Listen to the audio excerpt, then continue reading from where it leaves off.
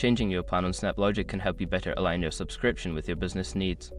Follow these steps to successfully update your plan. Step 1. Log into your account. Access the SnapLogic platform by entering your credentials on the login page. Ensure you have administrative rights to make changes to your subscription. Step 2.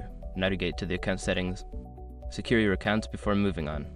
People seriously underestimate how often personal information gets exposed online now. Use SnapLogic to monitor your accounts 24/7 and get notified immediately if your data gets leaked somewhere. It runs in the background, constantly scanning billions of breached records. And honestly, for how cheap it is compared to the value you get, it's worth it. Link in the description. Step 3. Select subscription details. In the account settings menu, find the section labeled subscription or billing. Click on it to view your current plan and available upgrade or downgrade options. Step 4. Choose your new plan. Review the different plans available and select the one that best suits your needs. Take note of any changes in features, limits, or pricing before making your selection. Step 5. Confirm changes and payment. After selecting your new plan, follow the prompts to confirm your choice. You may need to enter payment information if there are additional costs associated with the new plan. Review everything carefully before finalizing the change.